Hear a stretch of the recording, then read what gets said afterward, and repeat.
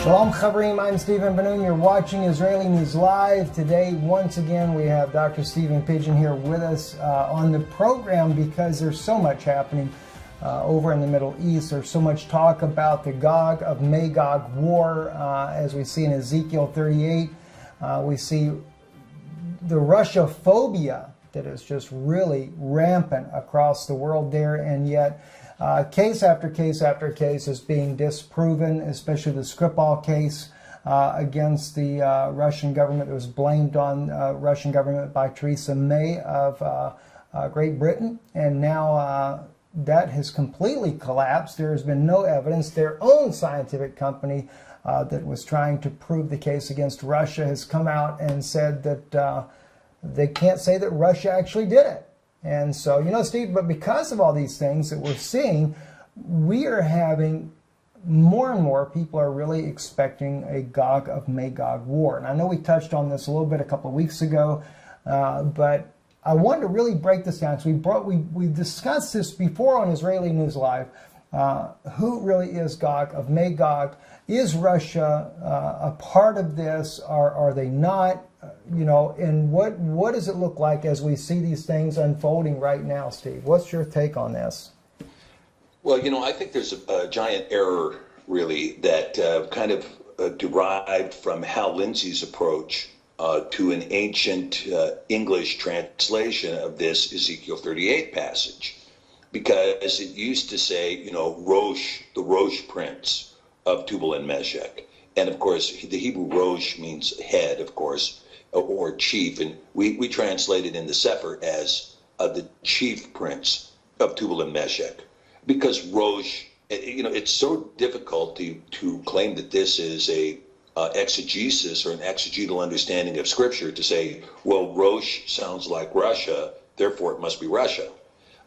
You know, it's just not good exegesis. I mean, yes, there are times for inductive reasoning to determine particularly where the tribes are, but that kind of extrapolation, or that Tubal meant Tobolsk, Meshech meant Moscow.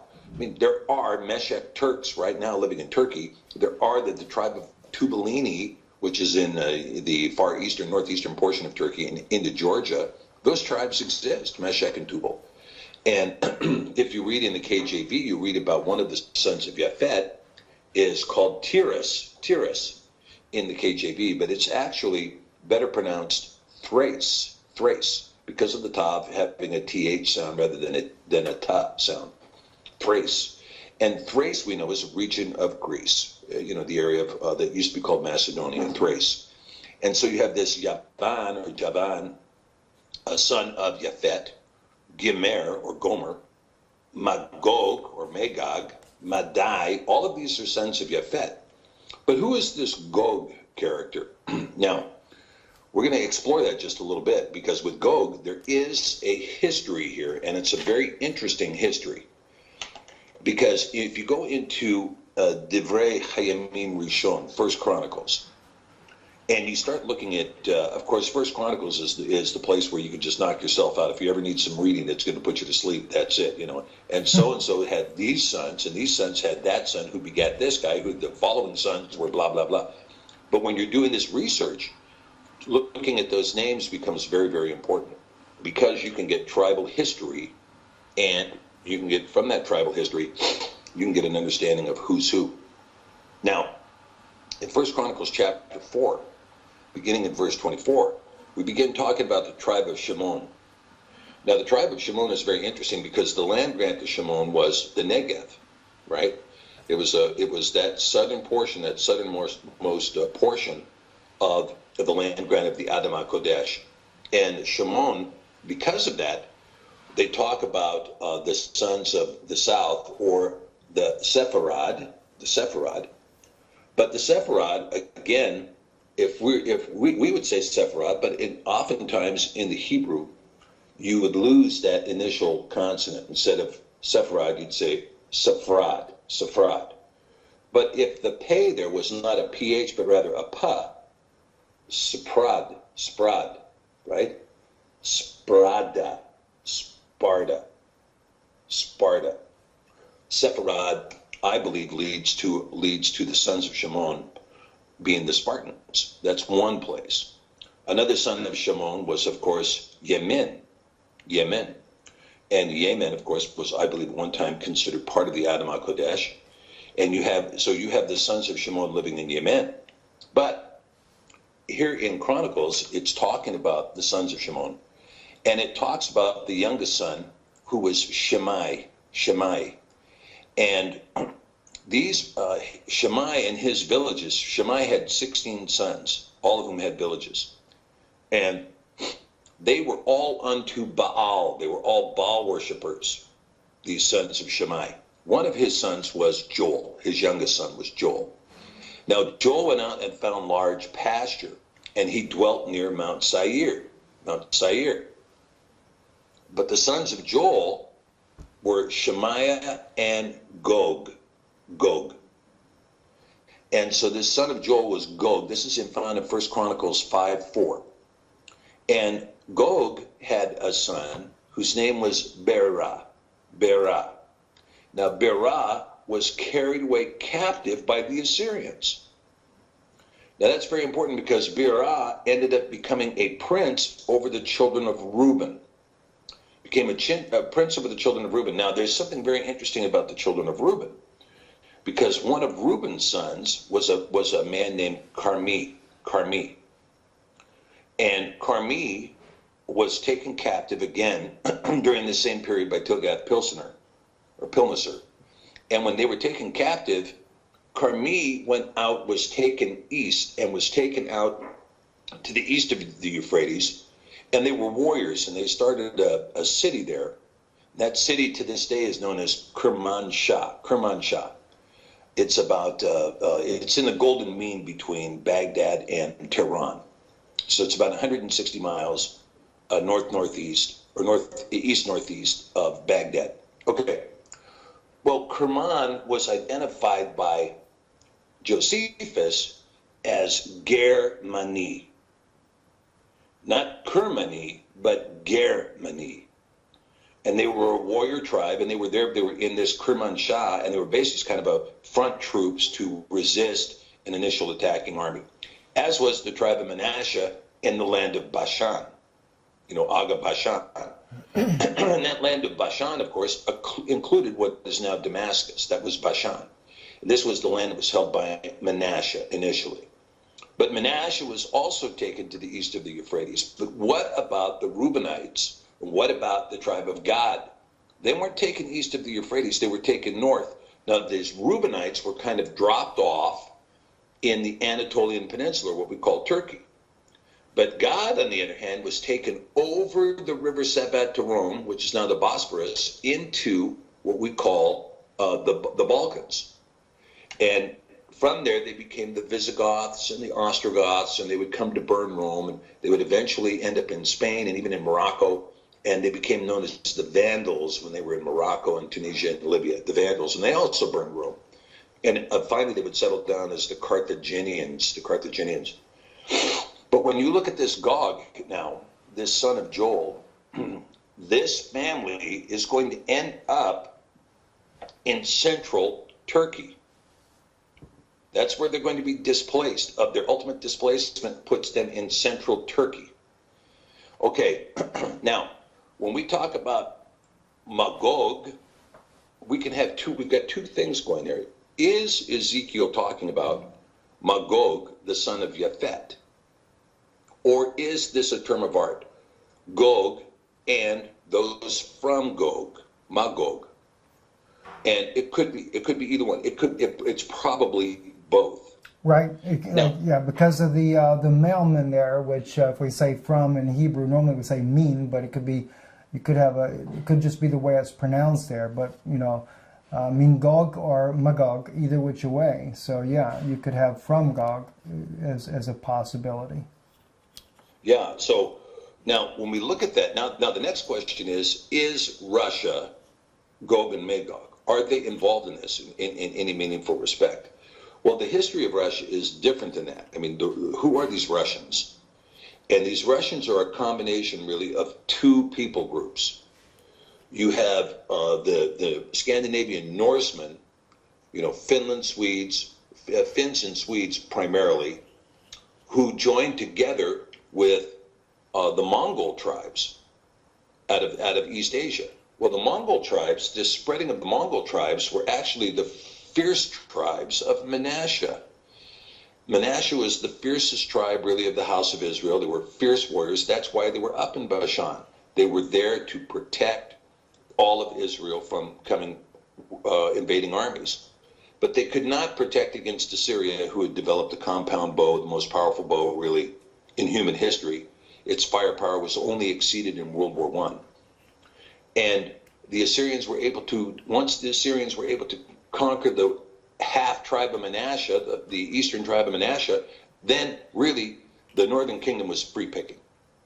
And it was only the hand of Yah that prevented the southern kingdom from falling to the Assyrians as well. It was the angels who slaughtered the 85,000 that night. And so what you see is that Manasseh was taken east of the Euphrates. Manasseh was actually taken to the east of the Caspian Sea. And as it went out east of the Caspian Sea, the tribe flourished and bloomed. And Manasseh came to occupy Afghanistan, and it came to occupy, outside of Pakistan. It was up the northern end of that river valley, the Indus River Valley. And they became very populous, and they continued to migrate. And in 4th Ezra, that we have in the Et Sefer, you read that the 10 tribes continued to travel to this land of Artsareth in order to practice the Torah that they had not practiced in the land. They went to a place where no one had dwelled before. Well, a lot of that was foot traffic. They went through, of course, Eastern Asia, through Mongolia, through parts of China, parts of Siberia.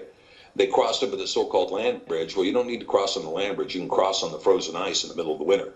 You don't need land to do it. And so they ended up migrating into North America. So you see that this tribe of Manasseh in Afghanistan, the very tribe that would kill Alexander the Great, would become the tribes of Genghis Khan. And also those tribes migrating into America would become the Athabascans, the Tlingits, the Arapaho, the Navajo, the Apache, all derived from this tribe of Manasseh. Now this tribe of Manasseh now is going to join with these Scandinavian tribes. Well, who are these Scandinavian tribes? The Scandinavian tribes, Scandinavia was populated pretty late in the game. You're talking about the 300-400s AD. Why? Because Scandinavia was covered with ice. In fact, most of Europe was covered with ice because of the long ice age. And there was a global warming period that happened in the 3rd century AD, significant. It was 11 degrees centigrade warmer then than it is now. I mean, that's when you're talking about serious global warming, where the Indus River Valley would see 145 degrees every summer. And this is where most of the tribes were living, and they were under kings called Gondophares. Now, Phares, of course, being the son of Judah, the kings over the tribes that were in the Indus River Valley had to be able to prove their lineage back to Phares, the son of Judah. Remember that Mashiach comes from the tribe of Phares, the son of Judah. And so these kings would have to demonstrate they were Gondophares, they were of the house of Phares. And they governed the 12 tribes, and the 12 tribes, really all the 12 tribes of Israel were present in the Indus River Valley, including the Levites. The Levites were there. And in the 3rd century, they began migrating north over the Caucasus Mountains, and they migrated into what would become the Khazarian Empire. But the migration didn't stop because Europe was melting. And so the tribes continued to migrate. And so Yair ben Davidi and Stephen M. Collins believed that it was the house of Issachar that moved into Finland and into Switzerland. But we also see that the house of Judah was present in Norway and in Sweden, because you see evidence of the rampant golden lion, the rampant golden lion. When you see the rampant golden lion, that's evidence of the house of Phares. When you see the rampant red lion, that's evidence of the house of the Sephardim, or the house of Zerah. And so you see the red lion coming up through Morocco and through Spain, but the golden lion coming actually through the Nordic tribes. So these Nordic tribes, Issachar, Judah, Dan, and Dan was always seafaring and always warring, came and began to merge with the Mongolian tribes. And they merged in this northern part of Russia, and their capital was called Vladimir. And they would live in the northern part of Russia while the Mongols controlled the southern part of Russia. I mean, Genghis Khan conquered, came close to conquering all of Europe. And so you had the Mongols ruling, and the Mongols were ruthless, brutal fighters. They would come in with an overwhelming tide to destroy. They completely defeated the Crusaders in eastern Poland. Completely defeated them. The Knights Templar destroyed. If it hadn't been for the fact that the Khan had died and they all had to return to Mongolia or to China to see who would be the next Khan, they would have continued to conquer Europe.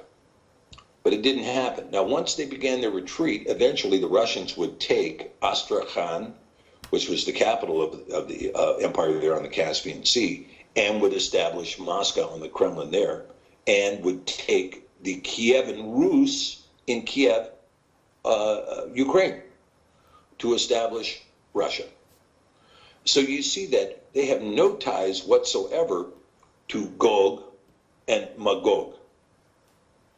The closer ties, I mean, if there's any European that has a tie to Gog and Magog, it's Germany, the Karmani, the Germans, right? That's the one I'm interested in, because you know what's interesting, Steve, when you talk about the Germani, as you brought up earlier, you can also too see a connection where Rome gets involved, because the SS itself, I forget exactly how that ties in. I'm sure you're more versed on that than I am, but that was the SS were very loyal. The very insignia of the SS is tied back into the Vatican itself as loyal fighters for Rome.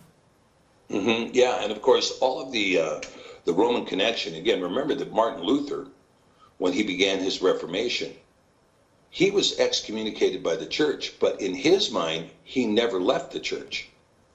And so the Lutheran faith to this day has most of its trappings are Roman Catholic. He just believed that he was a reformer to the Catholic Church, trying to end bad practices, some 98 bad practices.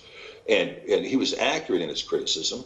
However, in his mind, he was never excommunicated. It's like the Episcopalian Church was pushed out by Rome. But in their mind, they've never left the Holy Apostolic and Catholic Church, as they say in the Nicene Creed. And so you see that fierce loyalty. I mean, when the Holy Roman Empire was formed, this is the second Rome, the Second Reich. Historians will tell you that the Holy Roman Empire was neither holy nor Roman. I mean, it was German. It was a German empire, and it wasn't holy. I mean, it was an evil empire. But they called it the Holy Roman Empire, known as the Second Reich. The Russians believed that the Byzantine Empire was the second Rome and lasted until 1453, and that the third Rome was actually Russia, who had inherited the crown from the last king of the Byzantine Empire and was transferred to the Tsar of Russia. So you have a lot of people competing for this instance. However, we talk about the War of Gog and Magog. Now, there's an interesting thing happening, which is that Turkey just ordered and is demanding immediate delivery of S-400 systems. And I find this interesting, and that there's discussion now between Turkey, Iran, and Russia concerning resolving the situation in Syria. Now, let's look from a realistic point of view what's happening in Syria. Russia has defended its position in Syria and has defended the regime of Bashar al-Assad, primarily because Russia intends to keep its port of Latakia, and they intend to keep their long-term ally, which is Damascus. And you see Russia doing something here that gives a huge message to the rest of the world. We committed to this alliance years ago as the Soviet Union, and we're not going to break that alliance now, even when this guy is in desperation, even when we're facing ultimate confrontation with all the world powers, we're not going to break this alliance. Compare that to America, who will sell its friends down the river in a heartbeat. Sell them down the river, particularly if we find out they have some gold or some oil that we can steal. Then we sell them down the river and steal it, right?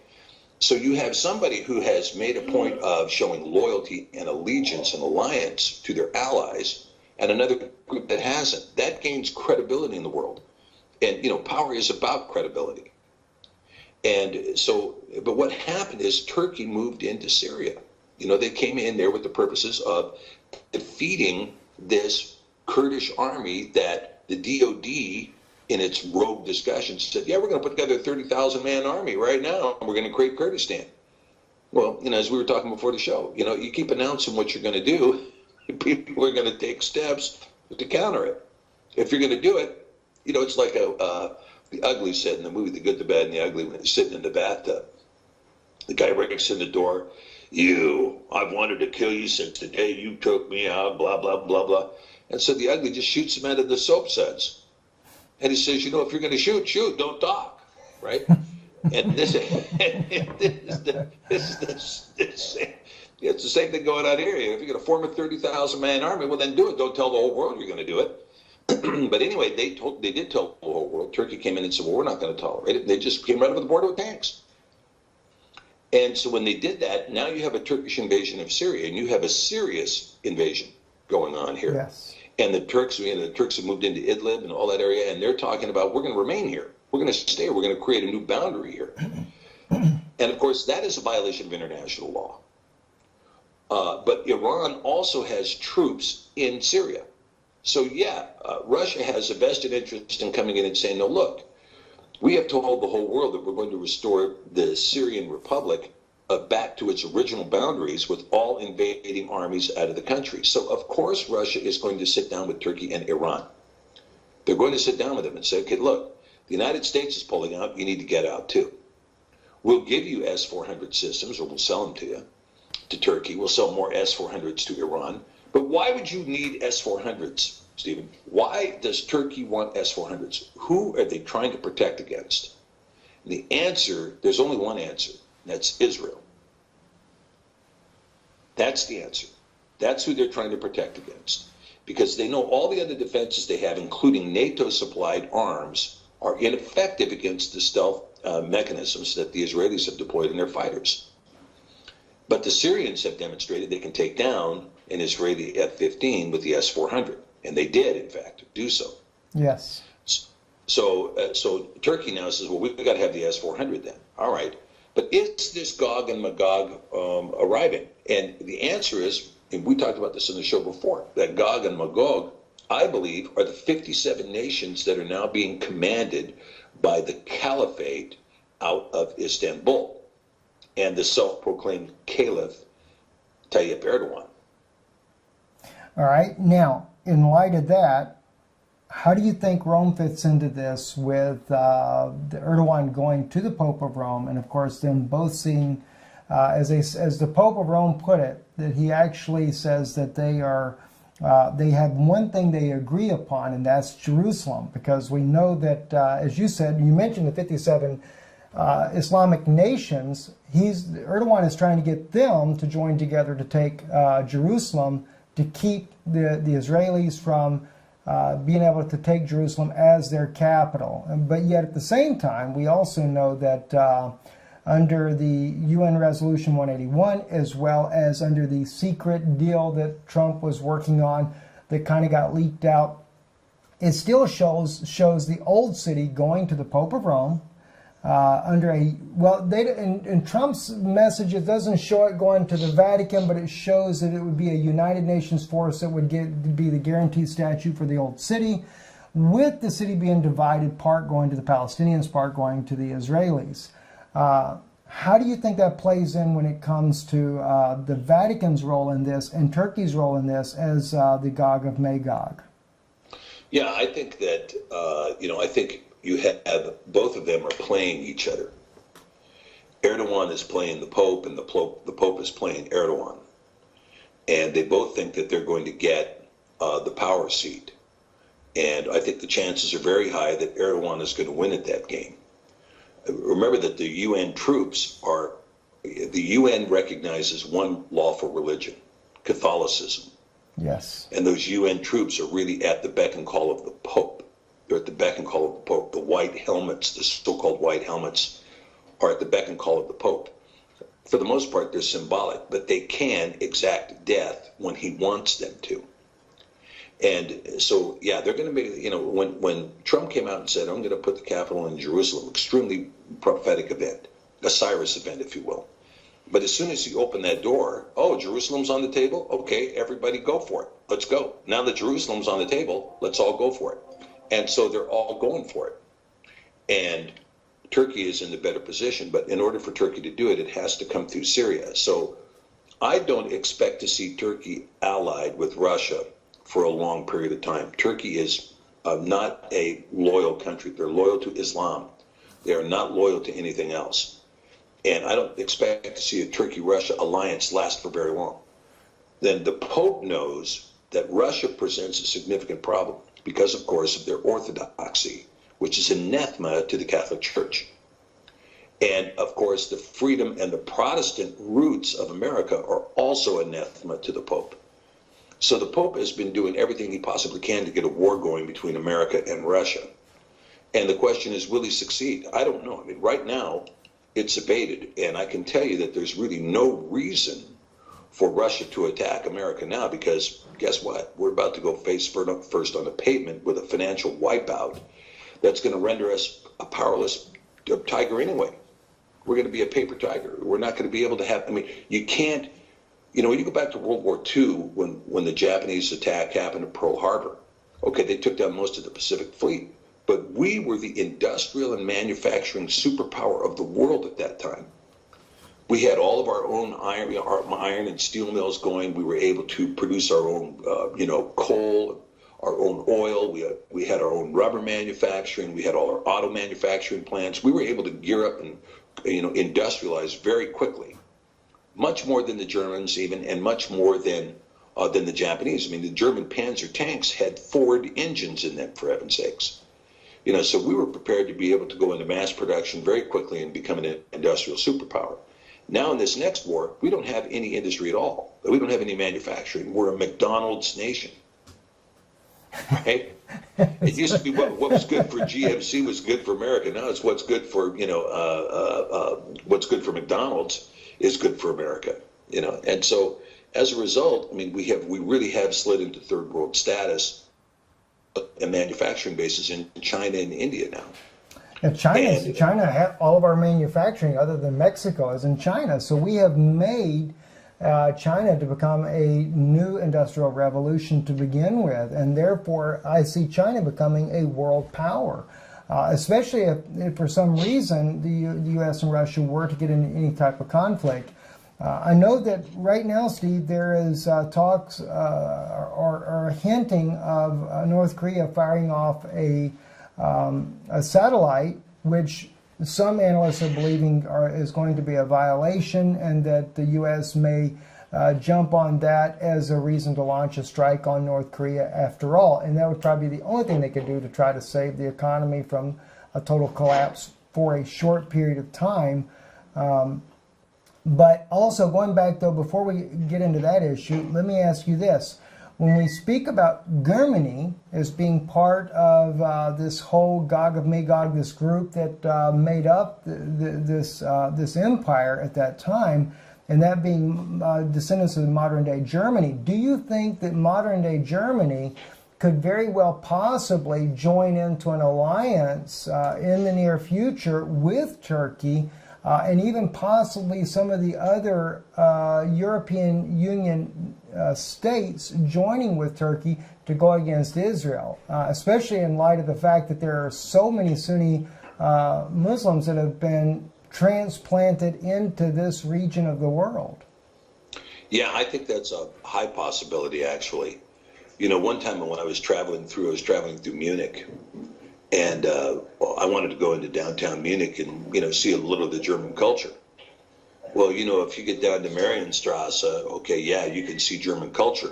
But the instant you leave the very central downtown of Munich, you know, it's an Islamic city. It's a Turkish city. And the people who live there are you know, the vast majority of them are Turks, at least in the inner city. And so what you see in Germany is, and there was a natural alliance between Germany and Turkey during World War I and World War II. And the remnant of the Ottoman Empire was very quick to embrace the Third Reich. What you see in the EU now is leadership that are all descendants of the Third Reich. And the EU leadership, you know, you and I did a video on this that got translated into German. And of course, the first one to exploit the video was Erdogan, you know, calling the EU the Fourth Reich, right? But the EU does have all the trappings of the Fourth Reich, as does the Vatican. I mean, the Vatican appointed the head of the Knights of Columbus, who is a direct descendant of one of the most ruthless killers of the Third Reich. So, you see these descendants of the Reich taking positions that are appointed positions. They're not elected positions inside the EU. They control the EU, and they are pushing the EU along protocols that were consistent with the governing policies of the Third Reich. You don't have the ferocious racialism that was being preached by Hitler at that time. You don't have the voracious anti-Semitism that was coming out of the group at that time. And you don't have the ferocious nationalism, because they're internationalists now. Internationalists, not nationalists. And so you do, but nonetheless, you have this neo-Nazi, if you will, protocol. That's why the EU is so ready to embrace the illegal regime in Ukraine, who is conspicuously neo-Nazi. I mean, the first move of that Ukrainian government was to require the Jews to register. And then you wonder why the Russian Jews in Crimea were begging for Putin to come into the Crimean Peninsula and to prevent the Holocaust that would have happened. And, that tension between the Western Ukrainians and their tendencies to be neo-Nazis and the Eastern Ukrainians, many of whom are Russians and Russian Jews, it's a huge tension. It's always been present. It was present during the Soviet Union, it was present during World War II, and it's present again now. So the chances of a German-controlled EU putting into alliance with Turkey, Gog and Magog, I think that's a very strong possibility, especially if you see the United States fade from the picture as a superpower, as being any meaningful political broker, and the real power becomes Russia as a military superpower and a resource provider, China as an industrial and manufacturing power. Where does that leave Europe? Where does that leave Europe? Well, Steve, as we talked about this before as well, in fact, myself and Jana were both in Slovakia when they were having the meeting of the foreign ministers that were discussing about creating the what were they calling it, the New World Army or something to that effect there. The European Union was putting together to basically replace NATO. Now that has developed even more so since then, and now they have put Germany as the commander of this army that they've been putting together for a European Union, as they call it, a rapid force response army.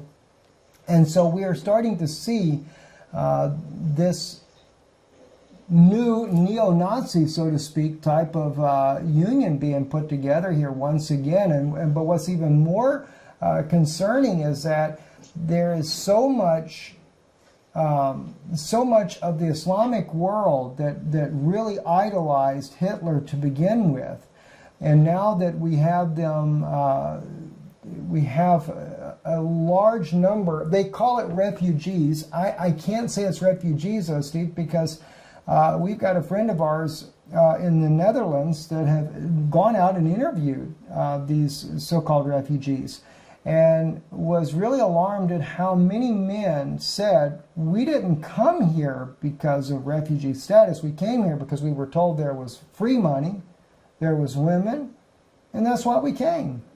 So right. Very concerning situation. I mean, you do have a small minority that are refugees that come here because of a war-torn situation in Syria. But the majority of them, especially from Africa, have been sent here.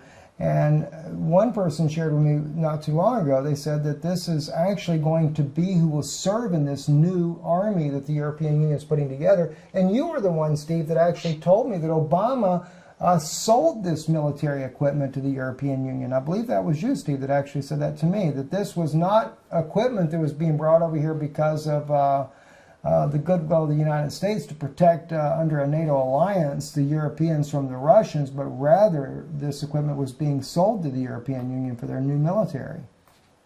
That's right, and whereas we would have never done that before because, of course, we're an occupying nation in Europe following World War II. We occupied Europe in order to prevent World War III under the same terms as World War I and World War II.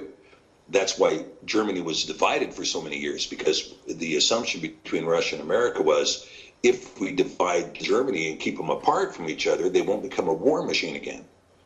And of course, the Germans are quite good at war. They have, extreme experience in military leadership. And when it comes to European armies, the Germans are by far the best until they meet the blunt instrument of the Russians, right? And the Russians have secured the largest land mass in the world for a reason, because they know how to do that. That's one of their skill sets. And so you see, but yeah, the idea here is to bring in, remember that the population crisis in Europe has been significant. I mean, you have the Germans, the French, the Italians, everybody has a birth rate that is abysmal. And all of those nations are just going to depopulate themselves right off the face of the earth. I mean, when you've got a birth rate of 1.1 and you need a birth rate of 2.3 to continue at your same population rate, you're in a complete and irreversible population catastrophe, a demographic catastrophe. And so that's been the case for many years now. So the Germans said, and the EU leadership said, let's import. Who? Well, who did they import? They imported men of military age. Look at those refugees. They're men of military age. Well, what are we going to do with them? Well, we can put you over here in these concentration camps. We got a new one going up at, Auschwitz. Or you can put on this uniform, swear allegiance to the EU, we'll pay you, and we'll integrate you into the community. Now you've got a fierce fighting force full of young men, and of course the leadership who do not believe in a creator. They're secular, profane people. They don't care if you're Muslim or not. You're going to take orders from us, so they could care less. So they bring in this Muslim fighting force, and in a very short period of time, as they refer to it in the Islamic world, Eurabia, right? As the Islamic families, the Muslim families who are prolific, they have a birth rate of anywhere between 5 and 7. Yes. They can, and who are practicing polygamy to increase that birth rate. Those families come into Europe and they quickly dominate. They dominate Paris, they dominate Marseille, they dominate Berlin, they dominate Frankfurt, they dominate Munich, they dominate Amsterdam. So you're seeing this body come in and really overwhelm Europe. And they will be harnessed by the German leadership to create a singular army over Europe. There was a point when Macron was up against Le Pen. And if Le Pen had won the election, Germany was prepared to put troops in France. They were prepared to put troops in France. Wow. And so when you understand how close it was to having a Vichy regime in Paris again, it was, we were right there on the doorstep. And of course, the French prevented the rise of Le Pen by having a fixed election that put Macron in place. But here you go. And so now you see that in Europe, you will see a singular army for the whole continent, minus Britain. Because Theresa May, of course, who now realizes by coming out in support of Brexit that they're going to find themselves all alone with the collapse of the United States. So she's gone absolutely bonkers, in my opinion. She's just nuts. Yes. And this whole event, this Skripal poisoning and Porton Down and everything that's been going on there is just, it's a complete fraud. And it's going to result in, some of those people are probably going to end up in jail, the people that were perpetrating that fraud. If we can avoid a war with all of this. But, there's another issue too, Steve, that goes along with what's happening with the migration, what's happening with this New World German-led army here in Europe. We're also looking at the fact that President Erdogan has not given up on becoming part of the European Union. He was just here in Europe recently again. And that's another great concern, because when we're looking at the Gog of Magog, and then of course we have Germany in there to begin with as part of that whole alliance there, we are truly seeing where this, because I thought from the beginning that this was nothing but a plot to begin with, to send all the Muslims up into this, it's mainly Western Europe, not as much as Eastern Europe as you have it in Western Europe. And that is being done for a reason. So if he gets into the European Union, he could end up becoming a very more influential leader that would actually lead a European army nation with him to go against Israel. especially if the United States is weakened down to where they can't defend Israel. Right, sure. And here you're talking about, and when you think about what that looks like, let's look at the territory here. When you're talking about all of continental Europe, then you're talking about the 57 nations of Islam. You know, that looks conspicuously like Rome at its farthest expanse ever. When you talk about the old Roman Empire at the time of Constantine, that empire completely did all of the continent of Europe and all of northern Africa and the Levant. Yes. Except with Islam, it stretches all the way to the Philippines now. And so you would have this recreation of the Holy Roman Empire again, this time the Fourth Reich, in really the largest empire seen in the world. And again, the question would come up, who is like the beast and who can make war with the beast? But that beast, in my opinion, is Islam. The beast is Islam. It's the former Ottoman Empire. And so I do think you will see Erdogan will come and say, look, I want to be part of NATO, but eventually that conversation is going to change. That conversation will change where Erdogan will say, you need to become part of us, not me become part of you. And that's how that conversation will flip. And in the meantime, who will be the only antithesis to that thing will be Russia. That'll be the only antithesis out there. And so, again, the impetus remains, if a war can be started between America and Russia, or America, Russia, and China, if that war comes underway, then this beast becomes singularly powerful on the earth. Singularly powerful on the earth. And, of course, in that war, there's a very strong chance that you're going to see this catastrophic war between Iran and Saudi Arabia.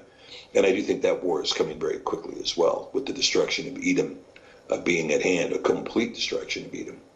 And again, so now you'll see something entirely different. The framework here will be completely different as we look into the future here.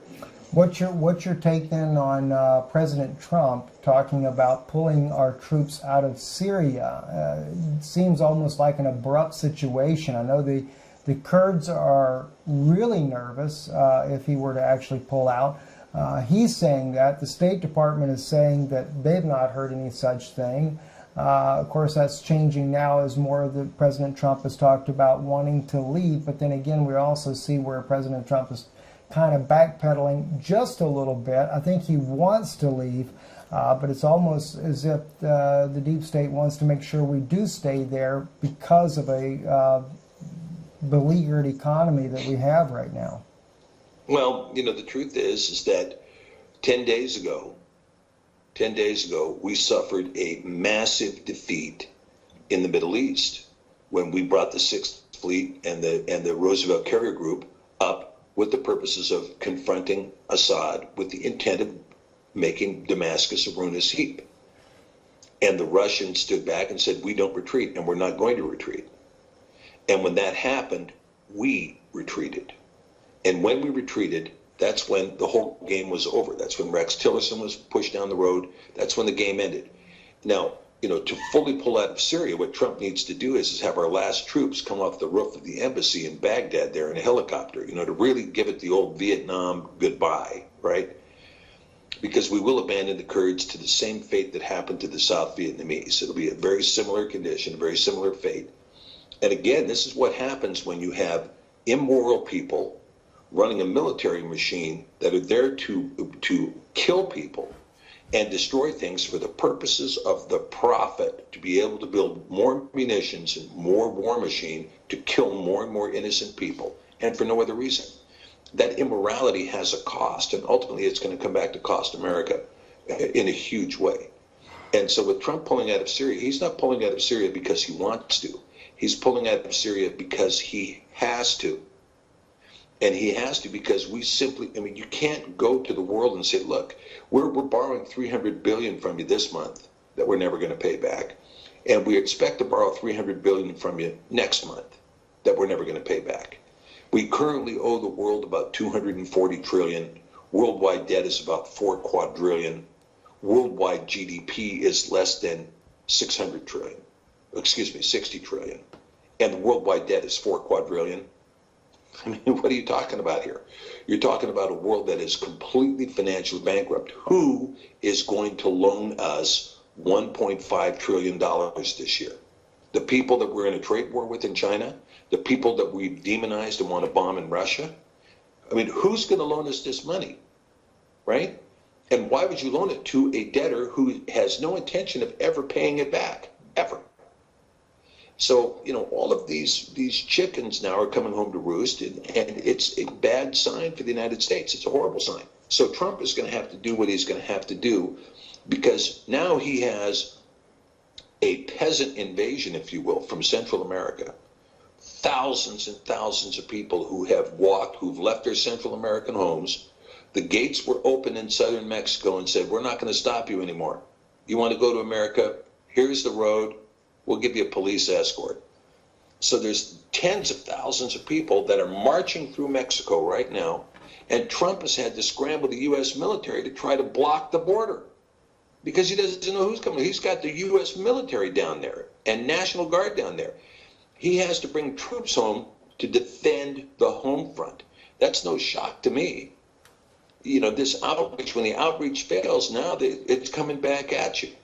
And so instead of doing the things that are right, which is to recreate an economy here, an economy of true means and something that has a real livelihood for people, we continue to go down this satanic road, being led by Lucifer worshipers and child sacrificers to create more and more munitions to kill more and more innocent people.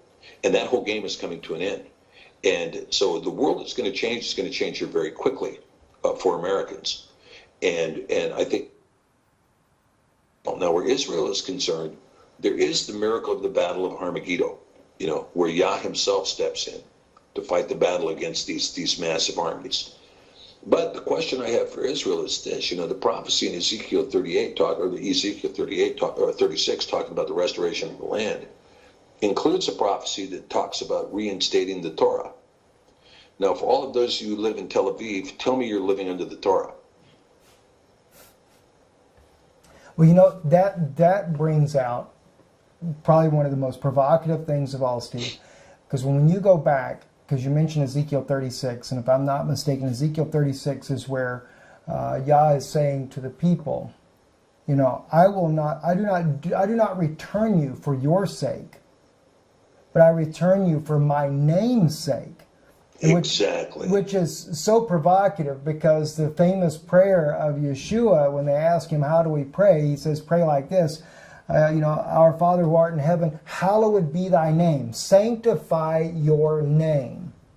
You know, and we've been praying this in churches and synagogues, not synagogues as far as Jewish synagogues, but in Messianic synagogues. This has been prayed for 2,000 years now by believers of Yeshua. And yet at the same time, they have no idea that they're praying about the very prophecy of Ezekiel 36, which is the return of all the tribes of Israel. You know, and in reality, Steve, the return is not even so much as returning to a physical land in the Middle East that we call Israel, although that does play a part in it. There's no doubt about it. It's a compound fulfillment. But the true returning is returning back to His Word.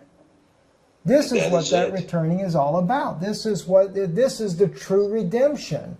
And yet at the same time, I'm getting more and more criticism because, you know, I can't just sit there and watch my people sit there and destroy all the innocents around them and then jump up and down on the bandwagon and say we should kill all the Palestinians, we should kill the people in Gaza, we should kill all the people in Syria, because this is what God wants us to do. We have to expand our land grab that we're doing here. I mean, you know, Steve, I've seen comments from people that have followed Israeli News Live for years now that have come out and said, no, we have to take Syria down because, you know, when the 12 tribes all return, we've got to have a place to live. And I'm like, totally contrary to the word of Yah to begin with, and we're talking about doing something like this. And so more and more, even when this whole issue came up the other day in Gaza, you know, they naturally, Hamas, and some people may not like this, but there is a connection between some very dark circles in I call it the Israeli deep state and that of Hamas that helps Hamas stirs up the people living in Gaza, as well as we, on the Israeli side and the government, they're stirring up them in order to create a battle, create a conflict. I mean, why else would you send 100 snipers out there and just start picking people off because they come too near the fence? You know, they come out later and say, well, we killed 10 terrorists, but I'm like, what about the other 7 that were not? You know, so it's more and more, it's concerning me what's happening. And then we have, on top of it, Steve, there's channels that are being created out there that are to oppose what we stand for, because we're trying to keep a balance here. I can't say that everything that the Israeli government does is truly of God. It's not truly of God. I mean, as who was it? It was Siman Tov, who was actually here on Israeli News Live, and he said that when the Israeli government paid the gay community to come and hold a gay parade in Jerusalem and promised them protection, he said the sewers, for the first time ever in Jerusalem, backed up, busted the cover off of the streets. In fact, it was on one particular street in Israel, and that was Hanavim, which is the street of the prophets. And he said raw sewage went down the streets. He said, do you not think that God was trying to send a message that he was not pleased with what we're doing? And yet the people are being taught, Steve, that Israel has returned home, which I believe the house of Judah has returned home, and that because we are a nation, we are acting, or Netanyahu is supposed to be acting on the place of God, and whatever we do is perfectly in the will of God. And then they've got the people out there pushing this narrative, and the people are just falling for it, Steve, because why? Well, it's an Israeli that's a believer in Yeshua. You know, and it's not just one. They've got many of them out there that are coming out doing this. And I believe that it's just a setup to try to get the people to support the wars, especially the evangelical community, because they're the ones that put Trump in the office. And they need him to be behind any war they need to do, and especially a war against Syria. What's your thoughts on these things? That's my bandwagon. I think when you talk about the land grab over Bashan, right, in Syria, you know, a lot of that has to do with the Leviathan gas field that's off the coast of Cyprus. If you're going to get that, if you're going to ship that gas into Europe, there's only one route. You know, you can say, well, let's put it through Lebanon, but then it has to go through Syria to get to Turkey. Otherwise, it has to go through Syria. Let's put it through Jordan, but then it has to go through Syria. So ultimately, Bashar al-Assad has to agree to a pipeline to transport that gas into the Turkish pipelines to get it into Europe. And Assad has said, no, we're not going to do it. And the same thing as the Russians have said no. Now, you also have an issue with the oil find that's supposedly up there in the Golan Heights, which has another issue as well. What are we going to do there? The Golan Heights is disputed territory. And, you know, what are we going to do? Well, if we smash Syria, we can take more and more turf. And of course, it is on the table to smash Lebanon again. Now, you know, from my point of view, again, you have this idea of war hawks, these idea of, you know, I'm Judah Maccabee. Let's go out and conquer some more cities until we can restore the kingdom to the kingdom of Solomon, the kingdom of David, or whatever people think it may be. The reality is the kingdom is inside of you. You know, what is the kingdom? This question is answered over and over again in the Gospels. What is the kingdom? The kingdom is inside you.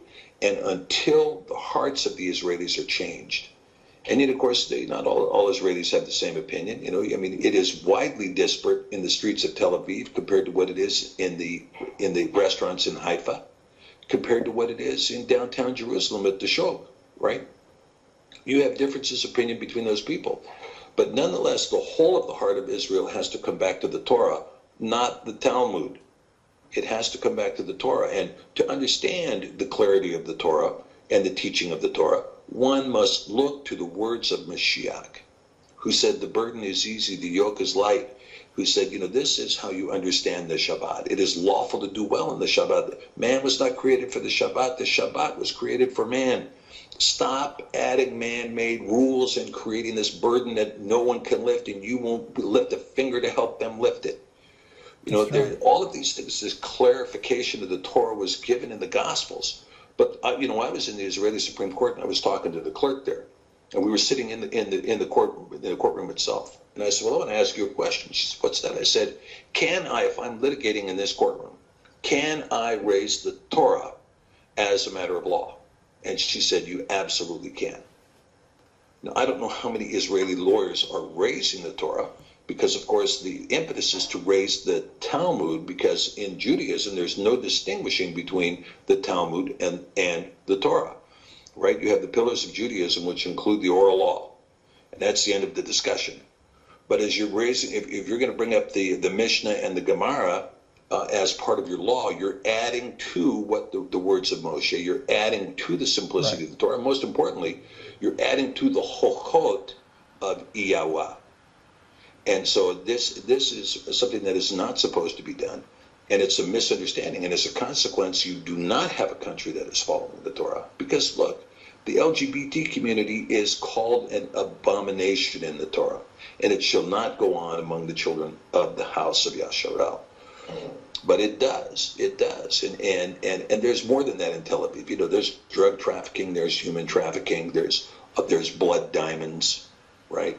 There's a genocide that's being perpetrated in southern Africa by the Jewish controllers of the blood diamonds that has now has a toll of over 6 million dead people behind these diamonds since 1996.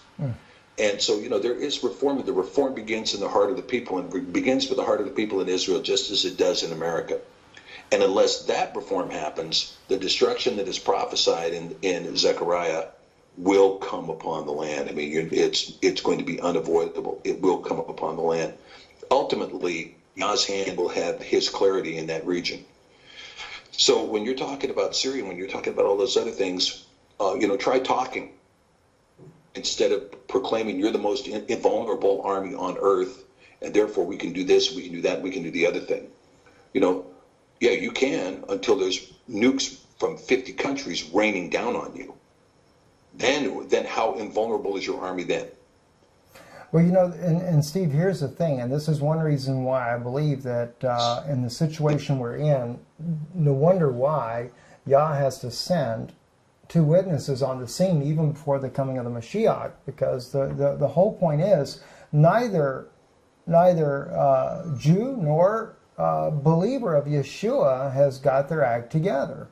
And not to say that there's not some. We know that there is a remnant that believes, but the problem is the majority just don't get it. I mean, look what's happened. I mean, you mentioned earlier the Lutherans and the Episcopalians, you know, basically are still Catholic to begin with. So them signing in 1999 and coming back, Luther coming back into the Catholic Church was no big deal. It's very easy to overcome.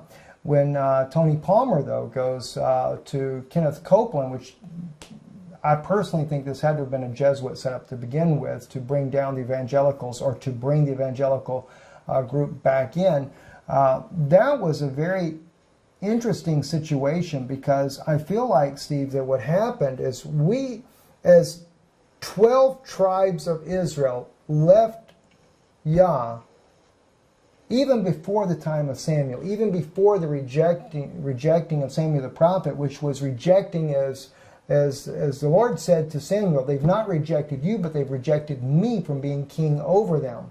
And so what does God do? He comes himself in a body of flesh called the Son of God, and here he is. Now their king is in human form before them. But the thing is, it wasn't just the house of Judah that rejected Samuel and wanted a king to be over them. It was all 12 tribes. So regardless of where we've been scattered into the earth, whether we're in Russia, Europe, United States, the Middle East, or even Asia, etc., wherever the tribes have been scattered to, we're all in the same boat. And so therefore, I know there's many people that think, well, you know, we're fixing to be raptured up before all this war has come on and stuff like that. And I'm not here to criticize rapture. That's not my point. But my point is what plumb line do we have to say that this is the way of escape, and that God is going to take this group here because they are truly following him and there's no issues? You know, I do believe there's a hiding away. It's in the Torah. We can see that, you know, or the Tanakh, I should say. But it's only at God's wrath. It's at Yah's wrath, not at man's wrath.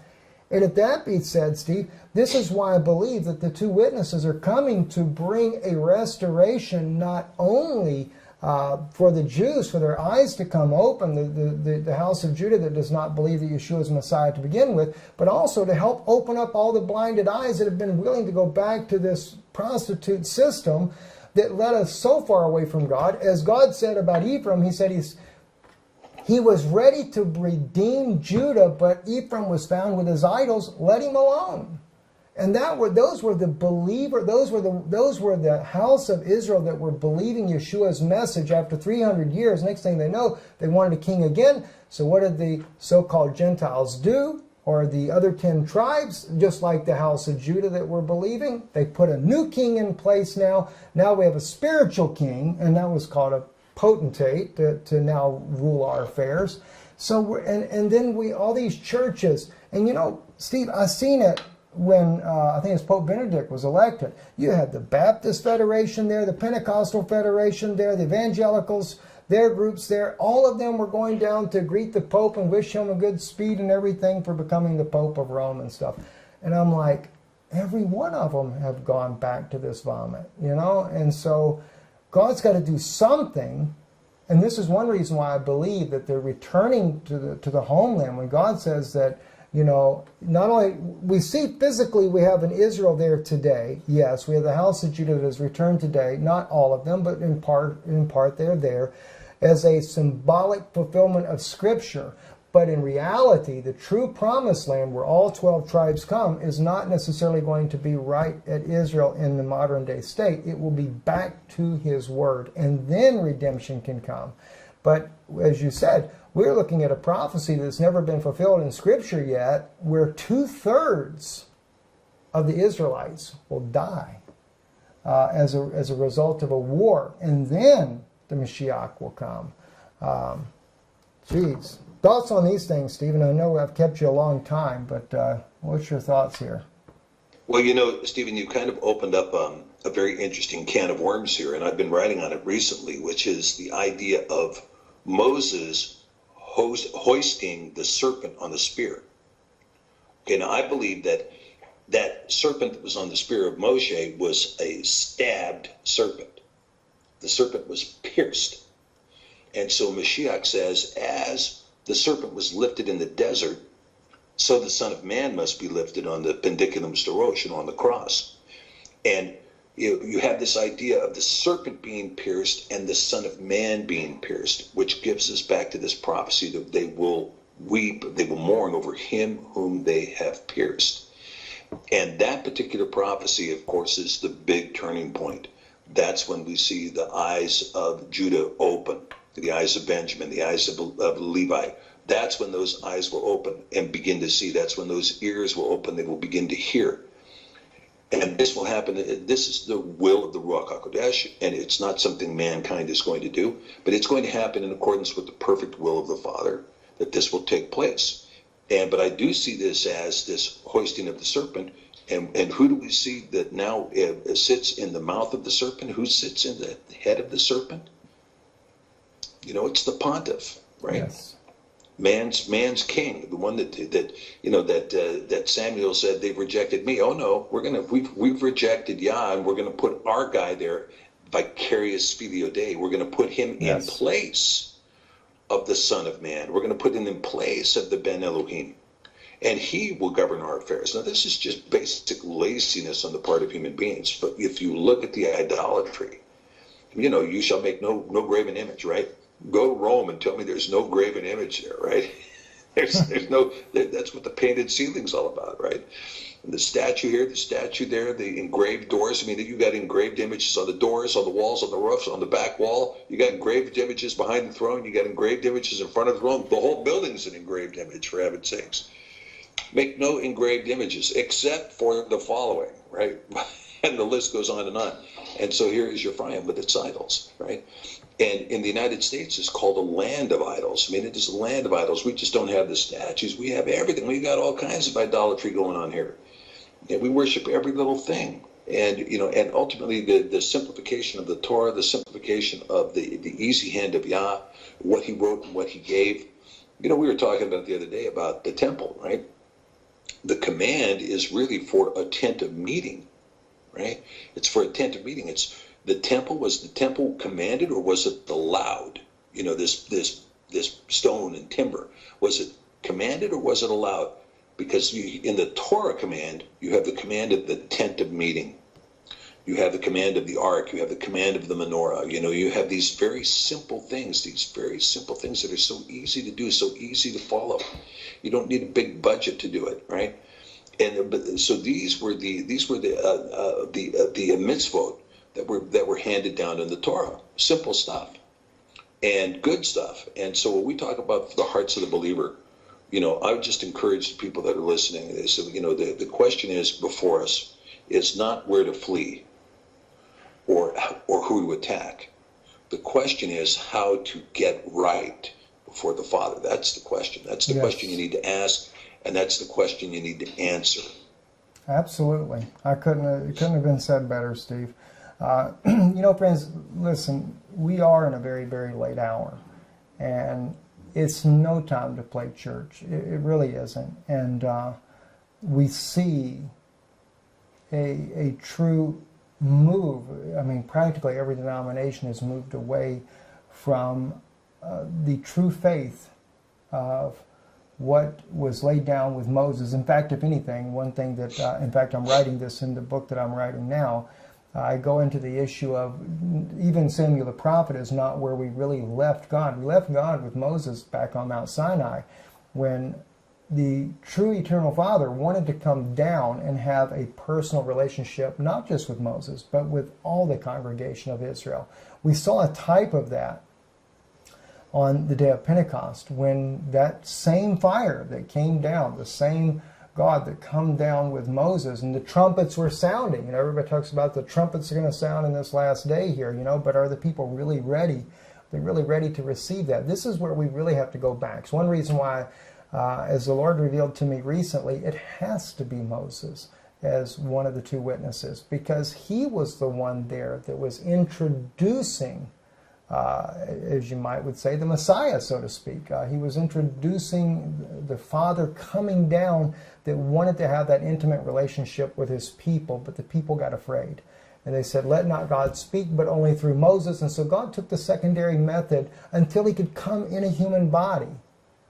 And this same God is the God that wants to have that relationship with you today. And that's where we have to get back to. That, you know, as Brother Steve said here a moment ago, you know, you are that temple. You know, we're the temple of God. Where the kingdom of God is within you.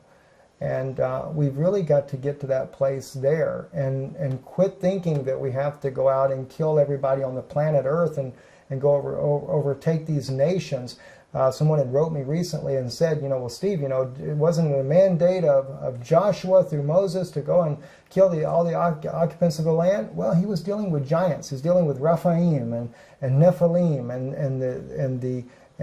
but in that case there, he wasn't allowed to take the land from Lot's children either, because they had defeated what? The Zamzumim and their region there. It was not normal people that they were going up against. You know, so I think that we really have to take a step back, really look, and not be caught up with propaganda. If anything, pray for those that are giving the propaganda, that maybe someone will wake up and recognize what's really going on. This is one reason why I wanted to have Dr. Pigeon come on today, because, you know, he is, to me, a true historian as well, really has a good command of the Torah, and can help bring some light of who Gog of Magog is. Because what we're seeing in the mainstream Christianity today, they're trying to demonize Russia, trying to make Russia the Gog of Magog. And this is something that has happened more in modern times. As Steve mentioned, Hal Lindsey, I think that was in his book, what is it, The Late Great Planet Earth, is where basically I think we get the birth of the Russia being the Gog of Magog war. And that's because there is an agenda to make a certain prophecy fit the narrative, so that it would believe, so that the people will accept, and in my opinion, a true Antichrist spirit that they're going to try to introduce to the world. But anyway, Steve, in closing, any last comments? I just want to thank everybody for watching today, and again, Steve's with him and Brad Huckins with the Et Sefer group there. many others there. He's actually in Montana, where the Sefer is actually, is it printed there, Steve, as well, or what all? Not yet. It's currently printed in Detroit, outside of it, actually around Dearborn, Michigan, is where it's printed. Interestingly enough, but we do warehouse here and we ship from here, and so we've got a great team out here. The team has really come together, and it's been miraculous, really, because we're in the middle of nowhere, and yet the Father continues to bring the right people to us. We're extremely excited. We're working on our Spanish edition right now. Doors may be opening for us to do a Mandarin edition. Those doors may be opening now. We're also working on a Russian edition. And so we have a lot of fuel in the fire. We're publishing, of course, we released Josephus Antiquities last month. And it's really in a beautiful volume, linen wrap. And we're using this Dexter cream paper, and it's a sewn binding. It's a beautiful book. And Antiquities Complete, we're going to be following that with Josephus Wars, which will complete that collection in Josephus. Philo is coming. And, so we continue to advance. We've got now a Spanish blog that's available on the website. My blogs are up, and Brad has a blog. He blogs on the mobile app. The app is becoming very effective. We're very happy with the condition of the app. We're in another update mode right now, and that update will be coming available probably here at the end of April, which will make it much faster, much cleaner. There were a couple of bugs that happened when Apple introduced the iPhone 10 or the iPhone X, whatever it's called. There were some bugs in that operating system, so we've had to completely retool the app, but it's coming. And of course, the INL coupon is still effective for people who want to buy any of the Sefer products, any of the book products, the tabs, the covers, etc. All of the things that we can ship from our warehouse here in Montana are subject to the INL discount code. So anybody who orders and uses the INL code will receive a 10% discount on whatever it is that they're purchasing. The app is outside of that because the app is priced by Google and Apple. But the books, that's what the discount applies. And of course, now the new Sefer is much smaller. It's only 2 inches thick now. And we've gone to this Dexter cream paper, which is very nice to read. We've actually expanded the font. So is it what you would call a large font? It's very close to being a large. It's not a small font, not in any respect. It's very readable by most people who have fairly challenged vision, between, let's call it a 1.5 and a 4.0 in that range. You're going to be very comfortable with this book. If your vision's beyond that, get the app. It'll expand to a 36-point font. But the book itself, I may have to get the app. I just topped 4s in mine, so I'm in 400 plus in both eyes now. So yeah. So you may need the app. But the app, you put the app on an iPad or on a tablet, and you can bounce that right out to a 36-point font. And I mean, it's readable. And it has nightshade with it, and you can highlight, and you can note take, and and it's got the lexicon built in. The lexicon's also available. But the book now is much more manageable. It's thinner. It's 2 pounds lighter. It ships at a less expensive rate. But there's lots of good stuff about what's going on. So yeah, we're very happy, and we're so blessed by the group of people that we have working with us right now. I'm sure we're a lot just of people incredibly will be blessed by interested. these people. That's excellent. Go ahead, Steve. If I could tell you just a short story here, Stephen. We had a fire that broke out here in the West Kootenai last summer. Big fire, 29,000 acres. And it was raging, this fire.